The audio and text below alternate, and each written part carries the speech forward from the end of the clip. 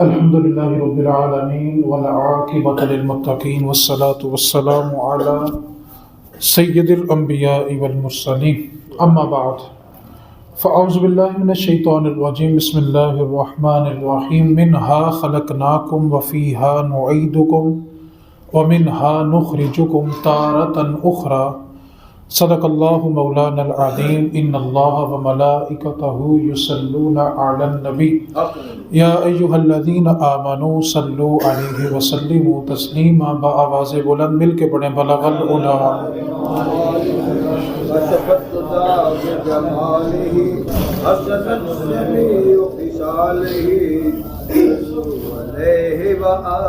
اللہ تعالیٰ نے جب آدم علیہ السلام کو تخلیق کرنے کا ارادہ فرمایا تو اللہ تعالیٰ نے جبریل امین کو زمین پر بھیجا کہ جبریل زمین سے مٹی لے کے آؤ جس سے آدم علیہ السلام کا خمیر گوندنا ہے۔ اب جبریل زمین پہ اترے، جس جگہ آج بیت اللہ موجود ہے اس جگہ سے مٹی لی گئی۔ جب جبریل نے زمین سے مٹی کو اٹھایا تو باقی مٹی نے رونا شروع کر دیا کہ اس کو ہم سے جدا نہ کر۔ تو جبریل امین نے وہ مٹی وہیں پہ چھوڑی اور خالی اللہ کی بارگاہ میں حاضر ہوئے۔ اللہ تعالیٰ نے فرمایا جبریل مٹی لانے کا حکم دیا تھا، مٹی نہیں لائے۔ عرض کی مالک و مولا مٹی اٹھائی تھی، باقی مٹی روئی تو میں چھوڑ آیا ہوں۔ میکائیل کو حکم دیا میکائیل زمین سے مٹی لاؤ، آدم کا خمیر تیار کرنا ہے۔ میکائیل زمین پہ اترے، مٹی کو اٹھایا اور جب باقی مٹی نے رونا شروع کیا تو انہوں نے بھی مٹی کو پھینکا اور خالی ہاتھ اللہ کی بارگاہ میں حاضر ہو گئے۔ جا کر وہی عرض کی مالک و مولا مٹی اٹھائی تھی، باقی مٹی نے جب رونا شروع کیا تو میں اس کو چھوڑ آیا ہوں۔ تیسرے نمبر پہ حکم دیا اسرائیل کو، اسرائیل جاؤ زمین سے مٹی لاؤ، آدم کا خمیر گوندنا ہے۔ اب اسرائیل زمین پہ آئے، مٹی اٹھائی، باقی مٹی روئی لیکن اس کو چھوڑا نہیں، لے کے اللہ کی بارگاہ میں حاضر ہوئے۔ فرمایا رب تعالیٰ نے اسرائیل کیا بنا؟ عرض کی مالک مٹی اٹھائی تھی، باقی روئی تھی، میں کون سا چھوڑ کے آیا ہوں، لے آیا، تیرا حکم تھا لے آیا۔ رب نے فرمایا اسرائیل جب انسان بنا لوں گا تو روح قبض کرنے کی ڈیوٹی بھی تیری ہوگی، تیرے سامنے سب روئیں گے، بیت تو چھوڑ کے نہیں آئے گا۔ اب جو مٹی آدم علیہ السلام کے خمیر کے لیے زمین سے لی گئی وہ مختلف جگہ کی مٹی تھی، مختلف قسم کی مٹی تھی۔ مفسرین نے لکھا ہے کہ وہ 60 قسم کی مٹی تھی جس مٹی سے آدم علیہ السلام کا خمیر تیار کیا گیا۔ آج جو اولاد آدم کے مزاج مختلف ہیں، کوئی بہت زیادہ سخت ہے تو کوئی بہت زیادہ نرم ہے، کوئی چڑچڑا پن میں رہتا ہے، کوئی پیار میں رہتا ہے، کوئی ہر وقت ہی موڈ آف رکھتا ہے۔ تو یہ جو آدم کی اولاد کے مزاج مختلف ہیں، اس کی وجہ یہ ہے کہ جس مٹی سے آدم علیہ السلام کو تیار کیا گیا تھا وہ 60 قسم کی تھی، اس لیے ان کے مزاج مختلف ہیں۔ اب اللہ رب العزت کے قرآن کی جو میں نے آیت مقدسہ پڑھی ہے، اب اس کا ترجمہ سنیں۔ اللہ تعالیٰ نے فرمایا منہا خلقناکم، ہم تمہیں اسی سے پیدا کریں گے، یعنی مٹی سے۔ وفیہا نعیدکم، پھر ہم تمہیں اسی میں لوٹائیں گے۔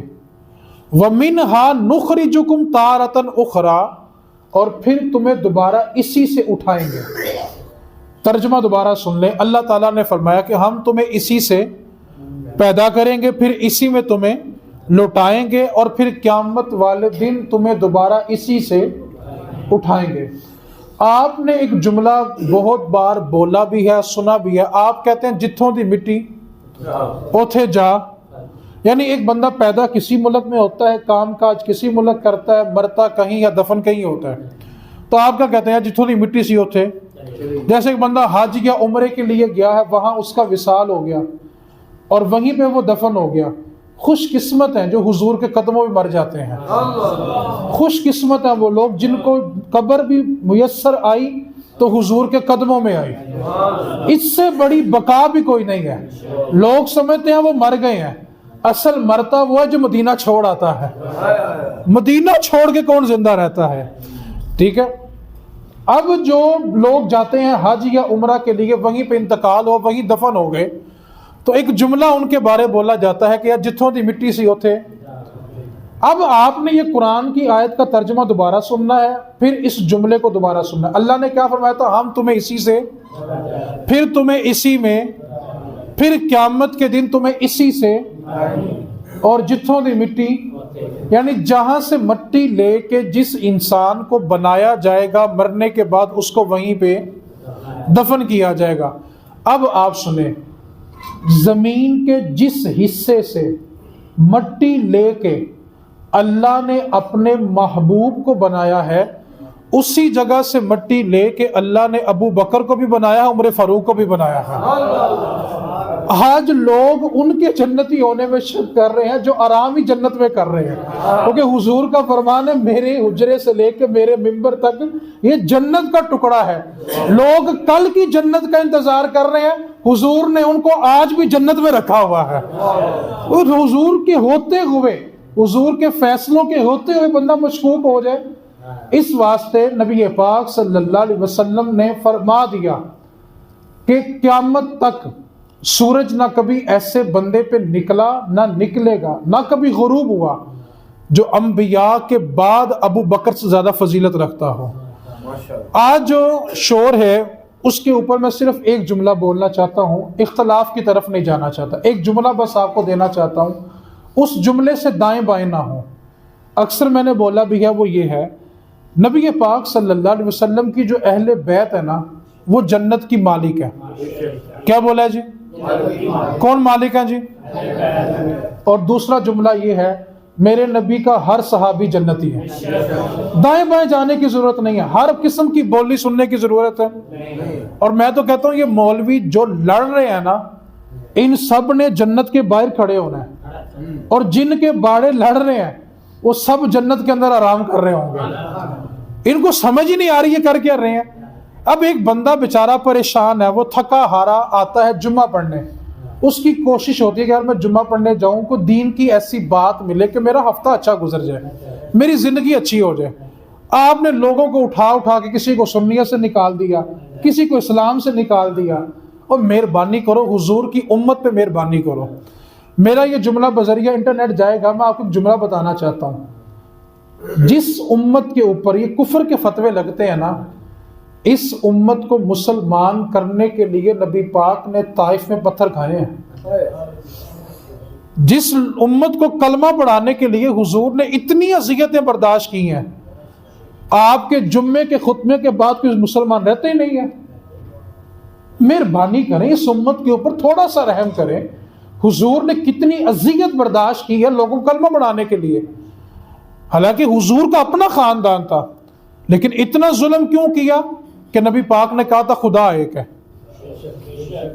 اسی بات پر جھگڑا تھا نا، اس کے سوا تو کوئی جھگڑا نہیں تھا۔ کاروبار بھی کافروں کے ساتھ تھا، رہن سہن بھی ان کے ساتھ تھا، اختلاف تو یہی تھا کہ لا الہ، کہ اللہ کے سوا دوسرا معبود کوئی نہیں ہے، عبادت ہوگی تو ایک رب کی ہوگی، اور ایک ہی در ہو تو سجدوں میں سکون ملتا ہے، ایک ہی در ہو تو سجدوں میں سکون ملتا ہے، بٹک جاتے ہیں وہ لوگ جن کے کئی خدا ہوتے ہیں۔ ایک در پھڑیے، پھر محکم پھڑیے، پھر عہدے ہی ہو کے مریے۔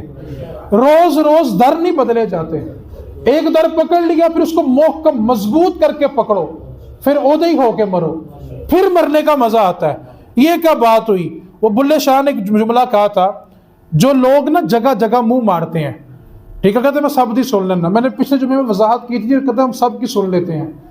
بلے شاہ نے ایک مصرع بولا ہے، ان لوگوں کے بارے، آپ کے بارے نہیں ہے۔ بلے شاہ نے کہا تھا کہ تو اے باغی کتا تیری در در در در ہوئے، تو اے باغی کتا تیری در در در در ہوئے، اکو دردہ ہو کے بیٹھ جا کانو در در ہوئے۔ ایک در کا ہو کے بیٹھ جا، کیوں روز در در سنتا ہے؟ ایک در پھڑیے، پھر محکم پھڑیے، پھر عہدے ہی ہو کے مریے۔ روز روز در نہیں بدلے جاتے، روز روز محبوب ایک، بس ایک، جو بدل لے وہ کبھی کسی سے مخلص ہو سکتا نہیں ہے۔ اس واسطے نبی پاک صلی اللہ علیہ وسلم نے جب اعلان کر دیا کہ انبیاء کے بعد کائنات میں سب سے بلند رتبہ رکھنے والی ذات کس کی ہے جی؟ اس کے بارے میں کہتا ہوں جس کے مذہب میں صدیق نہیں، جس کے مذہب میں اس کے مذہب کی تصدیق نہیں، وہ کون سا مذہب ہے جس میں ابو بکر ہی نہیں ہے؟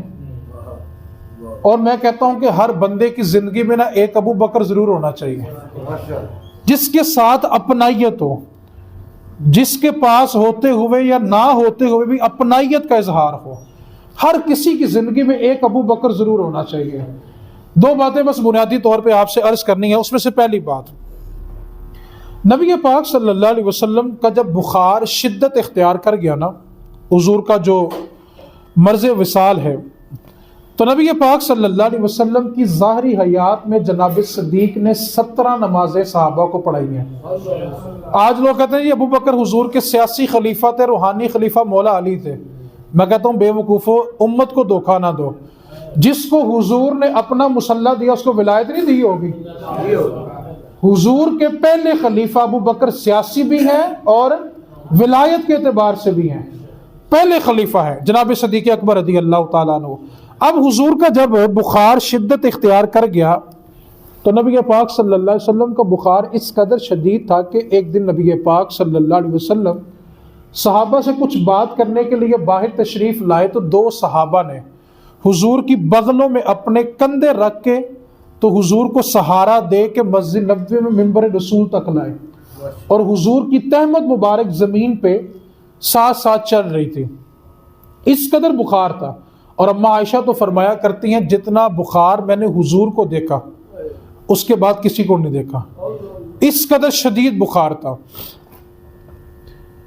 اب نبی پاک صلی اللہ علیہ وسلم مرض وصال میں ہیں، 17 نمازیں جناب صدیق نے پڑھائی ہیں۔ ایک دن ایسا ہوا کہ جناب ابو بکر صدیق جو تھے وہ موجود نہیں تھے، اور جناب عمر فاروق رضی اللہ تعالی عنہ مصلی رسول پہ کھڑے ہو گئے، کیونکہ حضور نماز کے لیے تشریف نہیں لائے تھے۔ اب جب نبی پاک صلی اللہ علیہ وسلم نے آواز سنی کہ نماز ابو بکر نہیں پڑھا رہا، تو حضور نے اپنے حجرے کا پردہ ہٹایا۔ جو لوگ تو مدینہ المنورہ گئے ہیں، ریاض الجنہ گئے ہیں، وہ تو حدیث سمجھ جائیں گے، جو نہیں گئے وہ میری طرف دیکھیں پھر بھی سمجھ جائیں گے۔ آپ میری طرف دیکھیں، یہ ہمارا کیا ہے مصلی، جہاں پہ ہم نے کھڑے ہو کے کیا کرانی ہے، وہ جو نکر ہے نا، بالکل نکر، وہاں پہ حضور کا حجرہ ہے۔ مصلی کہاں پہ ہے؟ یہاں پہ، اور حضور کا حجرہ کہاں ہے؟ وہاں نکر میں۔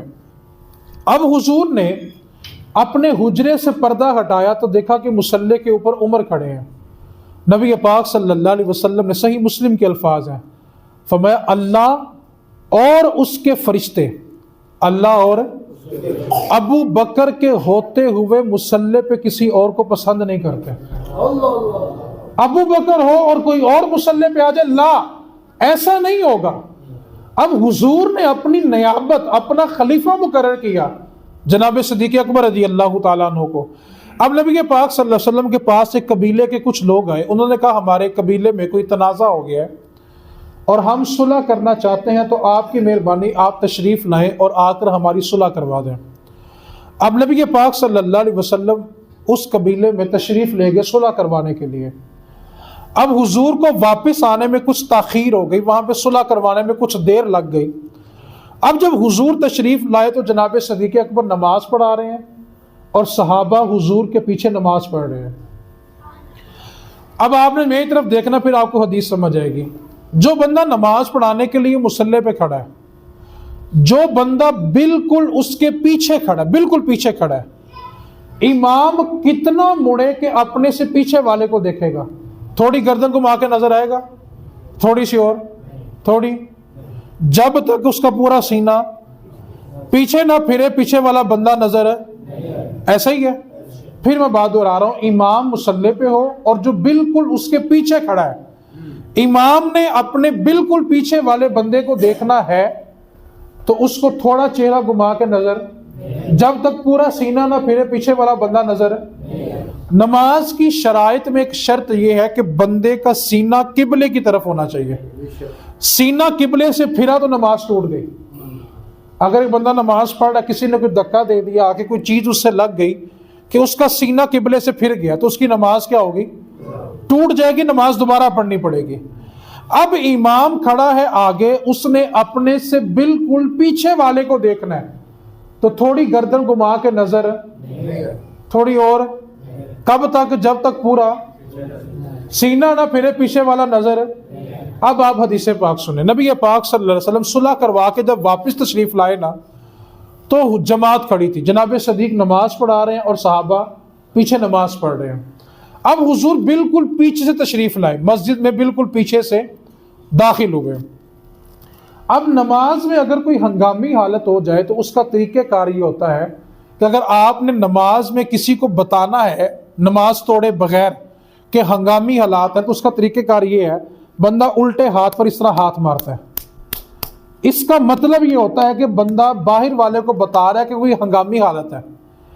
अब नबी पाक सल्लल्लाहु अलैहि वसल्लम जब मस्जिद नबवी में दाखिल हुए तो हुजूर सबसे आखिरी सफ में से, ये सही बुखारी और मुस्लिम दोनों पढ़ रहा हूं मैं, हुजूर सबसे आखिरी सफ में सफों को चीरते चीरते चीरते चीरते बिल्कुल अबू बकर सिद्दीक के पीछे आके खड़े हो गए।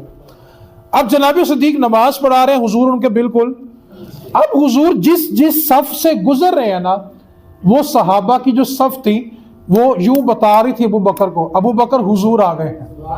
कौन आ गया जी? कौन आया जी? हुजूर आ गए हैं। अब सहाबा हाथों पे हाथ बजा के क्या बता रहे हैं? हुजूर आ गए हैं। अब जिस जिस सफ से हुजूर गुजरे उन्होंने तालियों का, अब पूरी मस्जिद नबवी में शोर गूंजा, किस बात का? और इशारा क्या था कि हुजूर है। अब जनाब सदीक नमाज में मगन है, अब पीछे खड़े हैं हुजूर, बिल्कुल पीछे खड़े हैं। अब जब शोर बढ़ा मस्जिद नबवी में हाथों का, तो जनाब सदीक ने पीछे मुड़ के हुजूर को देखा। क्या किया जी? फिर बोले जी, कितना मुड़ना पड़ेगा? और सीना क्या होगा? किबले से, किबले से सीना फिर गया तो नमाज टूट गई। अब जनाब सदीक ने अपने बिल्कुल पीछे खड़े हुजूर को अपना सीना फेर के देखा। अब नबी पाक सल्लल्लाहु अलैहि वसल्लम ने जुमला क्या इरशाद फरमाया? फरमाया, अबू बकर अपनी नमाज को पूरा करो। अपनी नमाज को, ये नहीं कहा अबू बकर नमाज दोबारा पढ़ो, हालांकि सीना किबले से फिर जाए तो नमाज है, लेकिन नबी पाक ने क्या फरमाया? अबू बकर अपनी नमाज को पूरा करो का मतलब यह है कि नमाज टूटी नहीं। अगर तो नमाज टूटी होती तो नबी पाक सल्लल्लाहु अलैहि वसल्लम ये फरमाते, अबू बकर अपनी नमाज दोबारा पढ़ो। फरमाया अबू बकर अपनी नमाज को पूरा करो। उसकी वजह क्या थी? हालांकि सीना तो पूरे का पूरा किबले से फिर गया, लेकिन अबू बकर की नमाज इसलिए नहीं टूटी क्योंकि सामने काबा था और पीछे काबे का काबा खड़ा था। आगे काबा है तो पीछे काबे का, ये तो फिर हुजूर की जात है ना। आप तफसीर मजरी पढ़ के देखें, दुर्रे मंसूर पढ़ के देखें, क़यामत जब बर्पा होगी, आपने तवज्जो करनी है, पहले सिपारे में जहां पे काबे की तमीर का जिक्र है ना, पहले सिपारे सूरह बकरा में, उसकी तफसीर पढ़ के देखें कि जब क़यामत बर्पा होगी तो काबा बैतुल्ला अपनी जड़ें उखाड़ेगा। आपने तवज्जो करनी है, ये काबा है और बिल्कुल ऑपोजिट बैतुल मुकद्दस है जो हमारा पहला किबला है। इधर भी काबा है, इधर भी काबा है, दोनों किबले हैं हमारे, और दरमियान में गुंबद खजरा है। दोनों किबले हैं और दरमियान में क्या है? आप तफसीर मजरी, दुर्रे मंसूर सारी पढ़ के देखें। जब क़यामत बर्पा होगी तो काबा अपनी जड़ें उखाड़ेगा और सीधा जाके हुजूर के रोजे पे हाजिरी देगा। अब गुंबद खजरा पे काबा हाजिर होगा। आज कहते हैं ना काबे का काबा देखो, तो कहते ये कैसे होगा? काबे का काबा कैसे हो गया? अब बैतुल्ला जाके रोजे रसूल पे हाजिरी देगा। अब नबी पाक सल्लल्लाहु अलैहि वसल्लम उससे पूछेंगे, हाँ बैतुल्ला क्या मामला है? अब बैतुल्ला हुजूर को जवाब क्या देगा? तवज्जो से सुनना है। बैतुल्ला कहेगा, हुजूर जो तुम मुझ तक आ गए और मेरा चक्कर लगा गए उनके लिए मैं काफी हूं, और जो मुझ तक नहीं आ सके उनके लिए तो फिर आप ही काफी हैं। अब नमाज क्यों नहीं टूटी? सामने काबा था और पीछे काबे का काबा था। اس واسطے اس بات کو تھوڑا سا تحمل کے ساتھ سمجھے کہ جی نماز میں حضور کا خیال آئے تو نماز نہیں ہوتی. ہم کہتے ہیں جب تک نہ آئے تب تک نہیں ہوتی. ورنہ بتاؤ جو تم اتحیات میں کہتے ہو السلام علیکہ ایھا النبی، اے نبی آپ پہ سلام ہو، تو کس نبی پہ سلام بھیج رہے ہو؟ نبی پاک پہ سلام بھیج رہے ہو نا. تو خیال آیا کہ نہیں آیا؟ اور اگر تمہارا نماز میں خیال تم ہو کہاں پہ؟ تو یہ کیسا عقیدہ امپورٹ کر لیا جی خیال آئے تو نہیں ہوتی، بلکہ جب تک نہ آئے تب تک نہیں ہوتی. کیوں؟ اتحیات نماز میں پڑھنا واجب ہے، اور واجب نہ ہو تو نماز نہیں ہوتی. اس واسطے نبی پاک صلی اللہ علیہ وسلم نے اپنی نیابت، اپنی خلافت جناب صدیق اکبر رضی اللہ تعالی عنہ کو دی. آپ سب سوشل میڈیا سے وابستہ ہیں، میں صرف ایک جملہ کہہ کے موضوع سمیٹ رہا ہوں. آپ شور سنتے ہیں کہ سیدہ پاک کو حق نہیں دیا، یہ کر لیا وہ کر لیا. مجھے ایک بات بتائیں، جنہوں نے اپنے گھر کی ایک سوئی بھی نہیں بچائی، سب کچھ دے دیا، اپنے جسم پہ موجود کرتا نہیں رکھا دے دیا، مسجد نبوی کی جگہ خرید کے دی ہو، اپنے گھر کی سوئی تک راہ خدا میں قربان کر دی ہو، وہ نبی پاک کی بیٹی کا حق رکھیں گے؟ میں صرف ایک جملہ دینا چاہتا ہوں، اگر آپ اس جملے کو یاد کر لیں گے تو کبھی اختلاف میں نہیں پڑیں گے. جب بندے کا وصال ہوتا ہے تو اس کی جو وراثت ہوتی ہے وہ صرف بچوں کو ملتی ہے کہ بیوی کو بھی ملتی ہے؟ بیوی زندہ ہو تو بیوی کو ملتی ہے کہ نہیں ملتی؟ بولو دیندہ کوئی پروگرام نہیں، ملتی ہے کہ نہیں ملتی؟ آپ نے کبھی یہ اختلاف سنا ہے، کبھی یہ شور سنا ہے کہ نبی پاک کی بیویوں کو حق نہیں ملا؟ کیا شور ہوتا ہے جی؟ سیدہ پاک کو حق، مطلب کیا ہوا؟ مسئلہ باغ فدق کا مسئلہ ان کو جناب صدیق کی ذات سے ہے، ٹھیک ہے؟ تو میں کہتا ہوں وہاں غار میں سانپ ڈس رہا تھا اور قیامت تک تم نے ڈسنا ہے، لیکن وہ جہاں پہ آرام کر رہے ہیں نا وہاں تمہاری بکواس نہیں، 24 گھنٹے درود و سلام جاتا ہے. 70,000 صبح آتے ہیں، 70,000 اور کچھ نہیں پہنچتا وہاں، صرف ہر وقت کیا پہنچتا ہے؟ درود. اس لیے سانپ وہیں بھی ڈس رہے تھے، آج بھی ڈس ہی رہے ہیں. وہاں بھی کالا ناگ تھا، یہاں بھی کالے ناگ ہی ہیں. تو کالے ناگوں کا اثر وہاں تک جاتا، وہاں پہ صرف کیا جاتا؟ 70,000 اور 70,000. اور پروٹوکول کی انتہا دیکھو، جو ایک بار آئے گا قیامت تک دوبارہ. میں کہتا ہوں حضور نے کتنا کرم کیا. حضور جانتے تھے کہ میرے بعد یہ ان کے ساتھ کیا کریں گے، اپنے پہلو میں رکھا ہی اس لیے ہے کہ کسی کی بکواس پہنچے نہ پہنچے، جب فرشتے سلام کرنے آئے تو میرا ابو بکر بھی پاس ہو، میرا عمر بھی پاس ہو گیا. اس واسطے اس بات کو نا اپنے دلوں میں جگہ دے. عقیدہ کیا ہے کہ نبی پاک کے گھر والے جنت کے، پھر بولو جی، اور میرے نبی کا ہر صحابی. اللہ تعالیٰ اسی عقیدے پہ سلامتی عطا فرمائے. وما علینا الا البلاغ.